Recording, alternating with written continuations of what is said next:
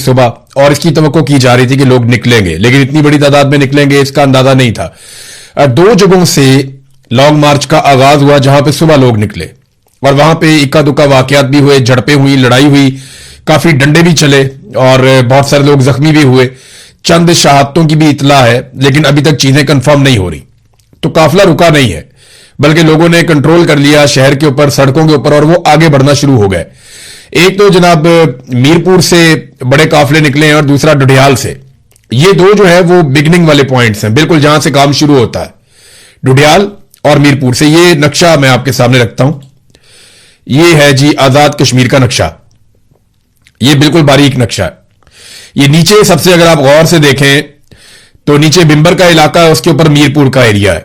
तो ये ढुडियाल है और साथ मीरपुर है। यहां से काफिले निकलते हैं और वो इकट्ठे होने के बाद अब कोटली की तरफ बढ़ रहे हैं। कोटली जो है वो एक बड़ा हसास मुकाम है। कोटली को अगर क्रॉस कर लिया इन काफिलों ने तो उसके बाद फिर इनको रोकना मुश्किल हो जाएगा, बल्कि बहुत मुश्किल हो जाएगा। उसकी वजह यह है कि कोटली से ऊपर जब आप चले जाते हैं, पुलंदरी, रावलाकोट, बाग, तो ये वो लोग यहां पे रहते हैं जो बहुत सख्त गिर किस्म के लोग हैं और वो बड़े सख्त लोग हैं। वो जहाद में बिलीव करते हैं और मकबूजा कश्मीर में भी इन लोगों ने बड़ा लंबा अरसा बहुत सारा जहाद लड़ा है।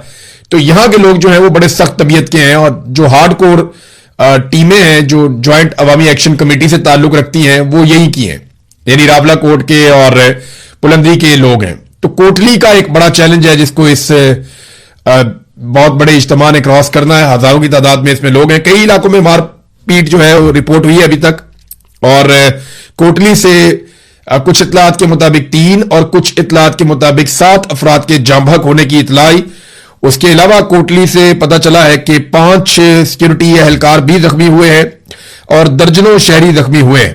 जबकि कोटली में जो सरकारी अस्पताल है उस पर रेंजर्स ने अपना कंट्रोल कर लिया है। ये जो अस्पताल पे कंट्रोल करने का एक तरीकाकार है, ये इस्लामाबाद पिम्स अस्पताल से दरियाफ्त हुआ था।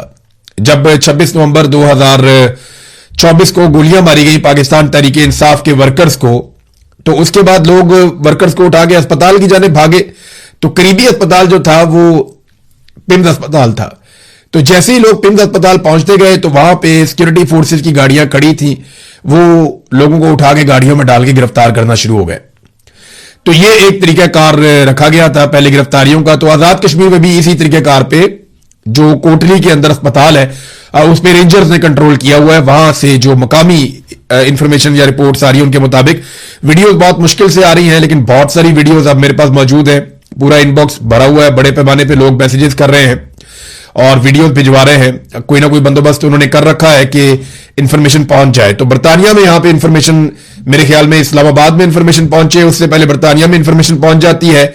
और रीजन उसका यह है कि बरतानिया में बहुत बड़े पैमाने पे बहुत बड़ी तादाद में ओवरसीज कश्मीरी रहते हैं। तो ये जुड़े हुए हैं अपने घर वालों के साथ और जहां जहां पे इनके पास फैसिलिटी है, ये वहां से वीडियोज आ रही है कि जनाब इस इलाके में अब ये हो रहा। अमली तौर पे जो आजाद कश्मीर है वो वहां लॉकडाउन है, यानी वो बंद है। हुकूमत ने पूरी कोशिश की कि बाजार बंद ना हो, इलाके बंद ना हो, लेकिन हु का आलम है बहुत सारे इलाकों में। कुछ एरियाज में कुछ दुकानें खुली भी हैं, लेकिन ज्यादातर कश्मीर जो है वो लॉकडाउन के जेर असर है। और जो ज्वाइंट अवामी एक्शन कमेटी जिसे कलअदम करार दे दिया गया, उस कमेटी की कोशिशों से उन्होंने कश्मीर को बंद किया हुआ है। जो काफिला चला है उसे क्या चीजें मैसर आई वो भी मैं आपको बताया। तो लोगों ने अपने घरों से खाना खिलाया। ये बड़ी हैरत की बात है कि लोग किस तरह से इस ज्वाइंट अवामी एक्शन कमेटी के साथ जुड़े हुए हैं। ये बहुत हैरान कुन है। लोगों ने अपने घरों से खाना खिलाया कश्मीरियों को जो निकले हैं एहतजाज करने के लिए, और रास्ते में सबीलें लगी हुई हैं पानी की। कुछ बेकरियां जो हैं वो खुली थी, वहां से लोगों को खाने पीने की चीजें दी गई। तो दवाइयों के अलावा, बेकरियों के अलावा, दूध की दुकानों के अलावा या मेडिकल स्टोर्स के अलावा, इन चीजों के अलावा बाकी तमाम चीजें बंद हैं। और खास तौर पे जहां से ये काफिला गुजरा है वहां पे तो मुकम्मल तौर पे पहिया जाम हड़ताल और बंदिश है हर चीज की। सिर्फ वही लोग चल रहे हैं जो काफिले के अंदर शामिल हैं। यहां पे एक पुल है जिसका इब्तिदा नहीं हो रहा था बड़े लंबे अरसे से, और बड़े लंबे अरसे से इसके ऊपर जो है वो एक कंट्रोवर्सी भी थी। 20-25 साल हो गए। तो मुजाहिरीन ने ये उठाया, हरियाम पुल जो है इसका इफ्तिताह भी कर दिया जाते जाते, और ये पुल को क्रॉस करके आगे की तरफ बढ़ रहे हैं। इस वक्त ये काफिला कहां पे है? जो बड़ा काफिला है वो इस वक्त मौजूद है कोटली के दरवाजे पे, यानी यहां पे एक पावर प्लांट है, उसके करीब से गुजर के ये पहुंच गए हैं, बिल्कुल कोटली में दाखिल होने वाले हैं। अगर ये कोटली में दाखिल होते हैं और कोटली के लोग इनके साथ शामिल हो जाएं, क्योंकि कोटली में सुबह से लड़ाई चल रही है और वहां पे काफी एहतजाज हो रहा है, क्योंकि यहां के लोगों ने जो एहतजाज करने के लिए बड़ा काफिला आ रहा है, उनका इस्तकबाल करना था, उनके खाने पीने का भी बंदोबस्त करना है, उनको ठहराने का भी बंदोबस्त करना है, और उसके बाद फिर ये आगे बढ़ेंगे कोटली से पुलंदरी की जानिब, और पुलंदरी से फिर ये जाएंगे रावला कोट, और रावला कोट से फिर बाग की तरफ जाएंगे, और बाग से आगे इनकी मंजिल है मुजफ्फराबाद। तो जितनी रुकावटें हैं उनको देखते हुए ये लगता है कि इनको 2-3 दिन शायद ये सफर पूरा करने में लग जाए, या हो सकता है इससे पहले इनको डिस्पर्स होना पड़ जाए, या हो सकता है कि इससे ज्यादा टाइम इन्हें लग जाए, कुछ भी हो सकता है, या किसी जगह पे ये बैठ जाएं। लेकिन अभी फिलहाल ये कोटली के दरवाजे पे है, बहुत बड़ा काफिला। पुलंदरी में लड़ाई हुई है, वहां पे मकबूल भट्ट चौक है जो बड़ा मशहूर चौक है वहां का। मकबूल भट्ट जिसे भारत भी एक दहशतगर्द समझता था और पाकिस्तान की एजेंसियां भी उनके साथ बहुत जुल्म करती रही हैं। मकबूल भट्ट एक बड़ा हीरो है, एक बहुत बड़ा नाम है, उसके ऊपर तो पूरी किताब लिखी जा सकती है, पूरा वीलॉग किया जा सकता है, बहुत सारे वीलॉग्स किए जा सकते हैं। तो मकबूल भट्ट चौक है एक पुलंदरी में, मकबूल भट्ट चौक में लड़ाई चल रही थी, और इस वक्त जो ताजा मनाजर आए शाम के वक्त, उनके मुताबिक मकबूल भट्ट चौक में भी मुजाहिरीन का कंट्रोल है, वहां पे सिक्योरिटी फोर्सेस का कंट्रोल नहीं है। तो कुल मिला के सूरत हाल यह है कि काफिला निकला, बड़े पैमाने पर लोग निकलकर पहुंच गए कोटली के करीब। कोटली में और पुलंदरी में लड़ाई चल रही है सिक्योरिटी फोर्सेस की अवाम के साथ, और रावला कोट में भी अवामी ज्वाइंट एक्शन कमेटी के साथ झड़पें जारी हैं। कई जगहों पे लोग जुलूस निकाल रहे हैं, छोटी छोटी रैलियों की तादाद में, छोटे छोटे, यानी कहीं पे 200, कहीं पे 500, कहीं पे 800, इस तरह लोग निकल रहे हैं, और निकल के वो अपनी एग्जिस्टेंस शो कर रहे हैं, अपने लोगों को गरमा रहे हैं। लेकिन जैसे ही ये मेन काफिला अगर पहुंच जाता है और वो गुजर जाता है कोटली के अंदर से, तो कोटली से बहुत बड़ी तादाद में लोग शामिल हो सकते हैं। फिर उसके बाद पुलंदरी का इलाका है, ये पहले से ही एक मैदान जंग बना रहा, और यहां पे लोगों ने कंट्रोल हासिल कर लिया है। कोटली में सुबह से अब तक शहादतें भी रिपोर्ट हुई हैं, बहुत सारे सिक्योरिटी फोर्सेस के लोग जो है वो जख्मी भी हुए हैं। दूसरी तरफ हुकूमत बहुत अजीबोगरीब काम कर रही है। एक तरफ जो फैसल राठौर है वजीर आजम आजाद कश्मीर के, एक तरह से वो कठपुतली वजीर आजम है, उनकी कोई हैसियत नहीं है, लेकिन वो इंटरव्यूज के अंदर बार बार एक बात कर रहे हैं कि हम बातचीत करना चाहते हैं, बातचीत करने के लिए तैयार हैं, हम बैठना चाहते हैं, हम चाहते हैं कि बैठ के मसाइल का हल निकले, सीटों का कोई मसला नहीं है, मुहाजिरीन की सीटें इंसानी जानों से ज्यादा कीमती नहीं है, ये बातें वो कर रहे हैं एक तरफ। लेकिन वो मुज़ाकरात करना किन के साथ चाहते हैं? क्या वो मुज़ाकरात करना चाहते हैं उन लोगों के साथ जिनके नाम उन्होंने 1-1 करोड़ रुपया हर एक के सर के ऊपर इनाम रख दिया? ये 4 लोग हैं, इनके सरों के ऊपर इनाम रख दिया गया। शौकत नवाज मीर, उमर नजीर कश्मीरी, ख्वाजा मेहरान अरशद और सरदार अमान खान, ये 4 मेन लोगों में से एक हैं। यानी और भी बहुत सारे लोग हैं, और ये ऐसा नहीं है कि अवामी ज्वाइंट एक्शन कमेटी इन 4 लोगों की मोहताज है। वहां पे जो भी शामिल होता है वो खुद ही लीडर बन जाता है, और ये लोगों की कमेटी है, ये लोगों की कमेटी है, यानी आम अवाम ने ये कमेटी बनाई हुई है। ये ऐसा नहीं है कि चंद लोगों ने मिलकर अवाम को इकट्ठा करके बेवकूफ बनाया हुआ, ये वो चक्कर ही नहीं है। ये जो अवामी ज्वाइंट एक्शन कमेटी है ना, इसका रिवर्स किस्म का फार्मूला है। ये ऊपर से नीचे की तरफ ताकत नहीं जा रही, नीचे से ऊपर की तरफ आ रही है। आप अगर ये 4 बंदे पकड़ लें जिन पे 1-1 करोड़ रुपए का आपने इनाम रखा हुआ है इनके सरों पे, तो क्या इसके बाद एहतजाज खत्म हो जाएगा? मुझे तो नहीं लगता कि इससे खत्म होगा।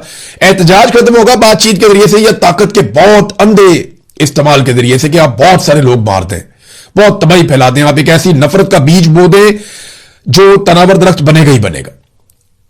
ये जो आज आप फसल बोएंगे ये आपको कल काटनी पड़ेगी। आप जो मर्जी कर ले, आने वाली नस्ल आपको माफ नहीं करेगी, क्योंकि लोगों पे गोली चलाना बहुत आसान है। ट्रिगर आपने दबाना, गोली चल गई, लेकिन उसकी कीमत चुकानी पड़ती है नस्लों को, और वो कीमत चुकाना बहुत मुश्किल है। ये कोई भी फोर्सेस जितनी मर्जी ताकतवर हो, कोई रियासत कितनी भी ताकतवर हो, वो इसकी कीमत नहीं चुका सकती। गोली से आप नफरत बो देते हैं, और फिर आपको एक नफरत की पूरी फसल काटनी पड़ती है, वो कई गुना ताकत के साथ वापस आता है। बहरहाल ताकत का अंधा इस्तेमाल जारी है। एक तरफ तो जनाब वो कह रहे हैं जी हमने मुज़ाकरात करने इन लोगों के साथ, और दूसरी तरफ इन लोगों के नाम जो हैं वो कलदम तंजीम बना के इनकी गिरफ्तारियों और इनके छापों के लिए बाकायदा जो मुखबरी करेगा उसके लिए 1 करोड़ रुपए का इनाम भी मुकर्रर कर दिया कि इनमें से कोई एक बंदा पकड़वाएं और 1 करोड़ रुपया आप ले लें। यानी आप गद्दारी करें अपने लोगों के साथ, अंदर से कोई बंदा वो बताया जनाब ये यहां बैठा हुआ है, वहां पे आगे पकड़ें, उसको 1 करोड़ रुपया दिया जाए। किसी को 1 करोड़ नहीं मिलना। ये आज तक मैंने नहीं देखा कि किसी बंदे को इनाम की रकम मिली हो। वो अमेरिका ने अटैक किया था ना वेनेजुएला के ऊपर, तो उसने बहुत इनाम रखा हुआ था उसके सर पे मादुरो के। तो जिन लोगों ने कहा था कि ये इनाम हमें मिले, अमेरिका ने कोई नहीं दिया इनाम। इधर अमेरिका इनाम नहीं देता तो पाकिस्तान इनाम देगा? सवाल ही पैदा नहीं होता। अगर फैसल राठौर साहब वाकई चाहते हैं कि उन्होंने मुज़ाकरात करने हैं तो वो ये कलदम का ठप्पा हटाएं, ज्वाइंट अवामी एक्शन कमेटी के लोगों के साथ बैठ के बातचीत करें, उनके सर के ऊपर जो इनामात रखे गए हैं ये सिलसिला रोकें। और बड़ी अजीबोगरीब खबरें पाकिस्तान की मीडिया पे चलवाई जा रही। सबसे पहले तो एक बंदा है, और ये बंदा आप देख लें, इसको आप याद रखिएगा कि सबसे पहले जो ज्वाइंट अवामी एक्शन कमेटी को छोड़ने का ऐलान किया वो फैसल गिलानी ने किया है। स्टैब्लिशमेंट का दबाव होगा और पाकिस्तान के हर टीवी चैनल पे ट्रांसमिशन चला दी गई, जनाब इस बंदे ने अवामी ज्वाइंट एक्शन कमेटी छोड़ दिया। लगे इसकी कोई हैसियत नहीं थी ज्वाइंट अवामी एक्शन कमेटी के अंदर। मैंने जो लोगों से पूछा उन्होंने कहा जी हम तो इसको जानते भी नहीं ज्यादा। बहरहाल वो छोड़ते हुए कहता है जी मासूम शहरियों के खून से होली खेली जा रही है, मैं ज्वाइंट अवामी एक्शन कमेटी से खुद को अलग करता हूं और उसको छोड़ने का मैं ऐलान करता हूं। इसी तरह पाकिस्तान तहरीके इंसाफ भी छुड़वाई लोगों से, इसी तरह तहरीके लब्बैक भी छुड़वाई लोगों से। अब खबरें चलाई जा रही हैं कि जनाब इनके ताल्लुकात साबित हो गए हैं भारत के साथ, यानी फितनतुल खवारिज के साथ और भारत के साथ कलदम एक्शन कमेटी का गठजोड़ साबित हो चुका है। इस किस्म की खबरें चलाई जा रही हैं और पुराना स्क्रिप्ट है बहुत, यानी तहरीके लब्बैक वालों के घर से भी इंडियन करेंसी मिल गई थी, यहां पे शौकत नवाज मीर के घर से भी इंडियन करेंसी मिल गई है, आपको पीटीआई वालों के घर से भी मिल जाती है, आपको तालिबान के घर से भी इंडियन करेंसी मिल जाती है। ये इंडियन करेंसी बड़ी चालाक है। एमक्यूएम के ऊपर एक्शन हो तो वहां से इंडियन करेंसी मिल जाती है, तहरीके लब्बैक के ऊपर एक्शन हो तो वहां से इंडियन करेंसी मिल जाती है। जिस पॉलिटिकल पार्टी के ऊपर जब भी कभी पाकिस्तान की मिलिट्री एस्टेब्लिशमेंट हाथ डालती है तो एजेंसियों को उनके लोगों के घरों से इंडियन करेंसी मिल जाती है। ये बड़ी चालाक करेंसी है, ये फौरी तौर पे वहां पहुंच जाती है जहां पे पाकिस्तान की मिलिट्री एस्टेब्लिशमेंट का किसी के साथ भी झगड़ा होता है। इंडियन सिम कार्ड भी मिल जाते हैं वहां से, वहां पोस्टर बैनर भी मिल जाते हैं, यानी उन्होंने सजा के रखे हुए होते हैं Indian banner, Indian poster, Indian फौजियों के खत, इंडियन राह का जो है वो सारा डॉक्यूमेंटेशन, हर चीज के आपका ओहदा क्या, आपका काम क्या, आपको पैसे कितने मिले, उनके पैसे, सारा कुछ सजा के रखा हुआ होता है अपने घर के अंदर उस बंदे ने जो मिलिट्री एस्टेब्लिशमेंट के खिलाफ हो जाता है। और बाद में जाके छापा मारा जाता है और इंकशाफ होता है कि वो ये तो राह का एजेंट निकल आया। तो जनाब राह के 5 एजेंट भी आईएसआई ने पकड़े, खबर ये भी दी गई। ये जरा खबर देखें आप, एक्सप्रेस न्यूज पे छपी है। छपी क्या है, छुपवा देते हैं। वो कह रहे हैं जी फितनतुल खवारिज भारत और कलदम अवामी एक्शन कमेटी का गठजोड़ बेनकाब हो गया, होशरुबा इंकशाफात सामने आ गए और जनाब राह के लिए सरगर्म खारजी शहजाद के कलदम एक्शन कमेटी से रवाबित मंजर आम पर आ गए। जनाब राह के बंदे पकड़े गए, राह के जो बंदे हैं वो 5 बंदे, उनका पता चल गया कि ये राह के हैं, आईएसआई ने कार्रवाई की और जनाब यही बंदे जो राह के साथ ताल्लुकात रखते हैं, यही बंदे अवामी ज्वाइंट एक्शन कमेटी के भी मेंबर हैं। ये जनाब अब इस किस्म की खबरें चलवाई जा रही हैं। तो ये पुराना स्क्रिप्ट है, पुरानी खबरें हैं, कोई नई चीज इनमें नहीं है, ये हमेशा से यही होता रहा है। तो जब आपने मुज़ाकरात करने हो तो फिर आपको कम से कम दिल बड़ा करना पड़ेगा, उन लोगों को मौका देना पड़ेगा कि वो आकर बैठते आपसे बात करें। जो वजीर आजम है आजाद कश्मीर का, वो इस्लामाबाद से वापस कश्मीर जाने के लिए तैयार नहीं है, वो इस्लामाबाद में बैठे हैं, वो कश्मीर जा ही नहीं रहे। और जो ज्वाइंट अवामी एक्शन कमेटी के लोग हैं वो छुपते फिर रहे हैं कि उनके ऊपर पुलिस और रेंजर्स और सिक्योरिटी फोर्सेस छापे मार रही हैं, वो उनके खून के प्यासे हो गए, उन पे गोलियां भी चलाई गई हैं, वहां लोग भी शहीद हो रहे हैं। तो मुज़ाकरात कौन करेगा, किसके साथ करेगा, कहां पे बैठेंगे? ये सिर्फ मुज़ाकरात की बात करके फेस सेविंग ले रहे हैं ताकि कल कलां को ये कहें जनाब मैं तो बातचीत करने का हामी था, देखिए हमने बातचीत के जरिए मसला हल कर दिया। हालांकि बातचीत के तमाम दरवाजे इन लोगों ने बंद कर दिए। कल तलत हुसैन का प्रोग्राम चल रहा था, एस्टेब्लिशमेंट ने वहां पे चलते प्रोग्राम के अंदर मैसेज भिजवा के तलत हुसैन को बताया कि जनाब हमने नहीं ये कबूल करना, ये जो आप वजीर आजम कह रहा है ये बकवास करता है, ये हम नहीं मानते इसको। यानी सादी बात तो यही है ना, वजीर आजम वहां पे कोई और बात कर रहा था, तलत हुसैन को मैसेज आ जाता है एस्टेब्लिशमेंट का और उसको बताया जाता है जनाब हम नहीं ये मानते, ये जो भी कहता है कहता रहे बेशक। तलत हुसैन ने पढ़ के वो मैसेज सुना दिया वजीर आजम को और वजीर आजम कहता है नहीं जी ठीक है, वो भी अपना पैंतरा बदल गया फौरी तौर पर। ये नाज़रीन पाकिस्तान के अंदर मीडिया जर्नलिज्म कर रहा है, सियासतदान सियासत कर रहे हैं और एस्टेब्लिशमेंट जो है वो फैसले कर रही है। आईजी ने नाज़रीन एक बड़ी अजीबोगरीब तकरीर कर दी वहां पे सियासतदानों वाली। बल्कि मैं अभी देख रहा था कि ईरान ने जंग लड़ी अमेरिका के साथ, किसी अमरीकी या ईरानी जर्नैल ने भी ऐसी तकरीर नहीं की, किसी इसराइली जर्नैल ने भी ऐसी तकरीर नहीं की, पूरे मिडल ईस्ट के अंदर किसी जर्नैल ने या किसी फौजी ने या किसी सियासतदान ने ऐसी शानदार तकरीर नहीं की, या पाकिस्तान के जर्नैलों ने कभी इंडिया के साथ लड़ाई में ऐसी तकरीर नहीं की, ना कभी इंडियन जर्नैलों ने ऐसी तकरीर की है जैसी तकरीर कर दी आईजी कश्मीर ने। ये आईजी कश्मीर वही आदमी है जिसने कहा था 1000 बंदा मारूंगा तो अमन आ जाएगा। अब ये कश्मीर पहुंचा हुआ है। ऐसे ज़हनी मरीज को तो सवाल ही पैदा नहीं होता कभी कोई सिविल सर्विस के अंदर रखे भी, लेकिन आसिम मुनीर साहब के दौर में इसको आईजी बनाकर कश्मीर में भेज दिया गया। वो अपनी कार्रवाई डाल रहा है, बंदे मर रहे हैं वहां पे, सिक्योरिटी फोर्सेज के लोग भी मर रहे हैं, दूसरी तरफ जो सिविलियंस हैं वो भी मर रहे हैं। तो लोगों की जान जा रही है, इनका क्या जा रहा है? वो सीने पे हाथ मार मार के ये कर दूंगा वो कर दूंगा, वो वहां धमकियां में इस किस्म की बातें कर रहा हो। ये आईजी को क्या जेब देता है?